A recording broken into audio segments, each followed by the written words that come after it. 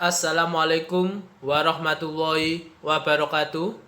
Masih bersama Pak Alvin dalam mata pelajaran Sejarah Peminatan. Sebelum kita masuk ke materi, jangan lupa kalian subscribe dan juga like. Materi kita di pertemuan kali ini, kita akan membahas tentang manusia dan sejarah. Untuk bagian pertamanya, yaitu tentang konsep manusia, ruang, dan waktu dalam sejarah. Sebelum kita masuk ke dalam materi, Bapak terlebih dahulu akan memberikan pengertian sejarah secara etimologi. Secara etimologi, sejarah berasal dari kata bahasa Arab, yaitu syajarotun, yang berarti pohon atau keturunan. Selain bahasa Arab, ada juga bahasa Yunani, yaitu historia, yang berarti ilmu atau orang pandai. Dan juga ada dari kata bahasa Inggris, yaitu history, yang berarti masa lalu dari manusia. Selain bahasa Arab, Yunani, dan Inggris, ada juga bahasa Jerman, yaitu Geschichte, yang berarti sudah berjalan atau sudah terjadi. Selain pengertian sejarah secara etimologi, ada juga pengertian sejarah secara terminologi. Dalam pengertian sejarah secara terminologi ini, Bapak akan kasih 3 contoh pengertian sejarah. Kalian juga bisa browsing, ada banyak sekali toko yang mengemukakan tentang apa itu sejarah. Kali ini saya akan bahas 3 tokoh. Yang pertama, pengertian sejarah menurut Muhammad Hatta. Yang kedua, pengertian sejarah menurut Aristoteles. Yang ketiga, pengertian sejarah menurut Herodotus. Yang pertama, Muhammad Hatta mengemukakan bahwa sejarah dengan artian suatu perwujudan tentang masa lampau. Sedangkan menurut Aristoteles, Aristoteles ini merupakan seorang filsuf dari Yunani. Dan juga Aristoteles ini merupakan murid dari Plato dan Alexander yang Agung. Aristoteles mengartikan sejarah sebagai suatu sistem yang mengidentifikasi kejadian dalam bentuk kronologi, yang menjelaskan kronologi dari terjadinya suatu peristiwa. Yang terakhir yaitu Herodotus. Herodotus di sini dikenal sebagai the father of history atau ayah dari sejarah. Karena Herodotus inilah yang bisa mengemukakan atau menjelaskan apa sih sejarah itu. Nah, menurut Herodotus, sejarah merupakan satu kajian guna menceritakan sebuah perputaran jatuh bangunnya seorang tokoh, masyarakat, serta peradaban. Selanjutnya, ada unsur dasar suatu peristiwa sejarah. Ada 3 unsur penting dalam peristiwa sejarah itu. Unsur yang pertama ada tentang manusia. Di sini manusia bertindak sebagai pelaku peristiwa sejarah. Nanti akan kita bahas konsep manusia dalam sejarah itu seperti apa. Untuk yang kedua, ruang, yaitu tempat terjadinya suatu peristiwa sejarah. Dan yang ketiga, waktu, yaitu kapan terjadinya peristiwa sejarah itu. Kita lanjut. Ya. Yang pertama yaitu tentang konsep manusia. Di sini manusia dan sejarah itu tidak bisa dipisahkan. Karena apa? Karena peran manusia itu dalam sejarah layaknya pemeran utama dalam drama. Contoh saja, di sini ada drama tentang pendudukan Jepang. Bayangkan saja kalau pada drama ini tidak ada manusia untuk memerankan drama itu, pasti akan kosong.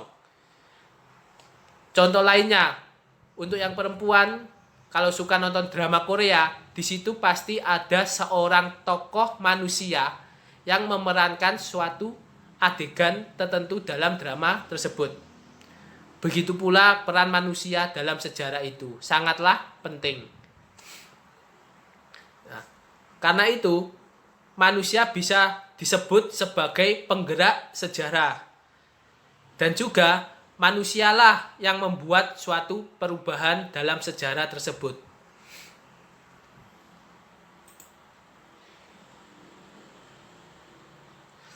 Next, untuk konsep waktu dalam sejarah, sebelumnya saya kasih penjelasan tentang arti waktu menurut KBBI atau Kamus Besar Bahasa Indonesia.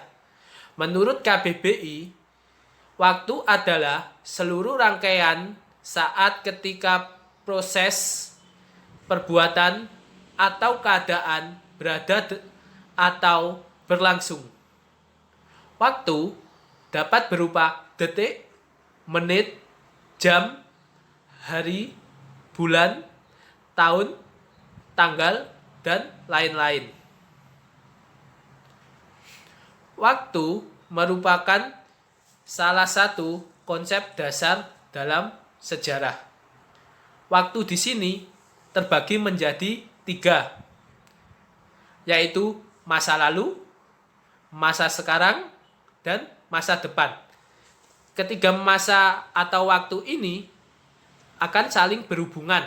Misal, masa sekarang ini dipengaruhi oleh masa lalu.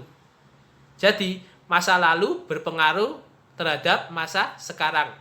Begitu pula dengan masa sekarang sangatlah berpengaruh terhadap masa depan. Contoh saja, kalau kita sekarang sedang mengalami pandemi COVID-19, itu sangatlah berpengaruh pada masa depan bangsa ini atau masa depan dunia. Dari segi ekonomi akan berpengaruh.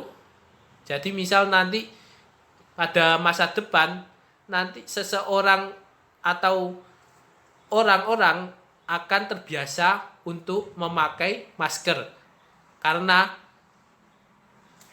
pengaruh dari pandemi COVID-19 sekarang ini. Nah, di dalam konsep waktu nanti kalian akan mengetahui tentang periodisasi. Apa sih periodisasi itu?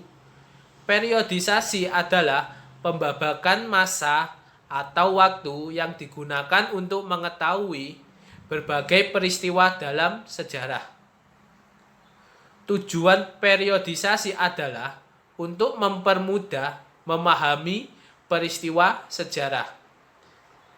Jadi, periodisasi ini bukan berarti memutuskan peristiwa yang satu dengan yang lain. Karena dalam sejarah dikenal aspek kesinambungan dan kontinuitas yang merupakan suatu hal pokok. Jadi, periodisasi ini hanyalah sebagai alat bantu untuk menentukan suatu masa atau zaman pada sejarah. Di sini akan Bapak kasih contoh tentang periodisasi dalam sejarah Indonesia. Ya. Ini dia periodisasi sejarah Indonesia. Yang pertama yaitu masa praaksara. Yaitu tentang masa di mana manusia sebelum mengenal tulisan atau aksara.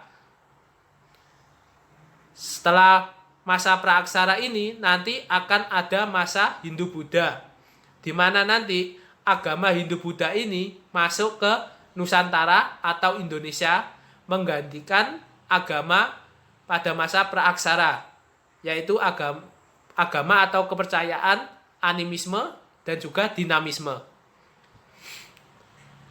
Setelah masa Hindu-Buddha, nanti akan ada masa Islam, yaitu masa di mana agama atau kepercayaan Islam masuk ke Nusantara.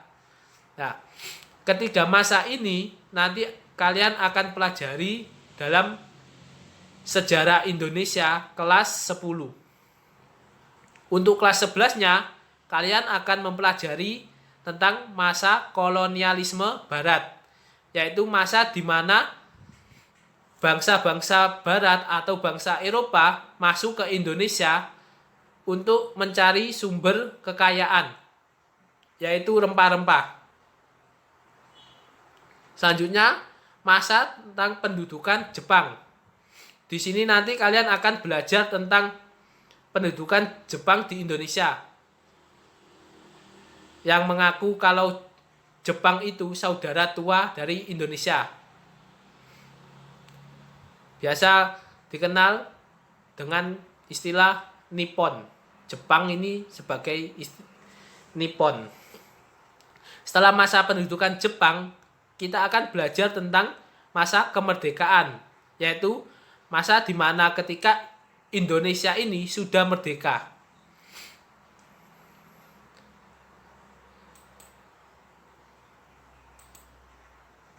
Next, selanjutnya ada konsep ruang dalam sejarah.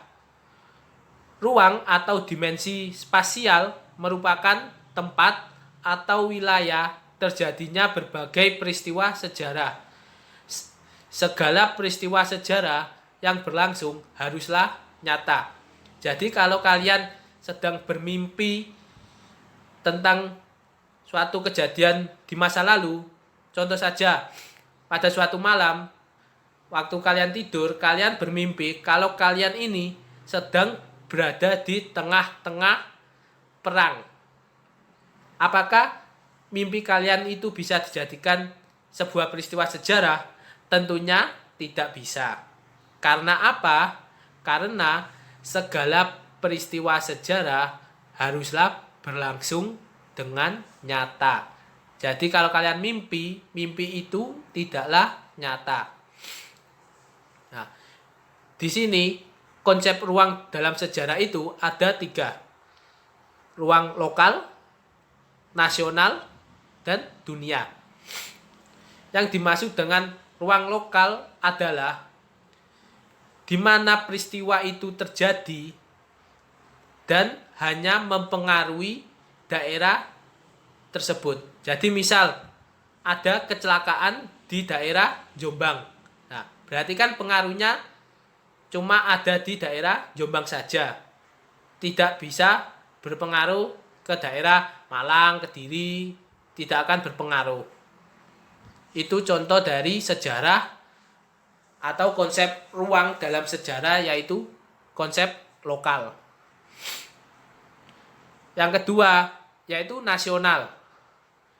Contohnya, walaupun peristiwa pembacaan teks proklamasi terjadi di Jakarta, peristiwa pembacaan proklamasi itu bisa dikatakan sejarah nasional. Karena apa?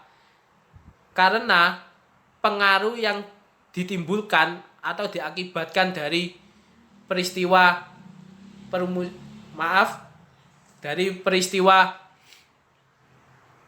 proklamasi itu, pembacaan teks proklamasi itu sangatlah besar, bahkan bisa berpengaruh sampai ke daerah Papua, Makassar, dan seluruh Indonesia. Makanya disebut sejarah nasional. Untuk sejarah dunia, di sini contohnya ada Perang Dunia. Walaupun misal Perang Dunia ke-1, yaitu tentang blok barat dan juga blok timur. Walaupun yang berperang hanyalah blok barat dan blok timur, namun pengaruh yang ditimbulkan dari Perang Dunia ini meliputi seluruh dunia, bahkan Indonesia pun terdampak dari perang dunia itu. Sehingga perang dunia bisa dikatakan sebagai konsep ruang atau konsep dunia dalam sejarah.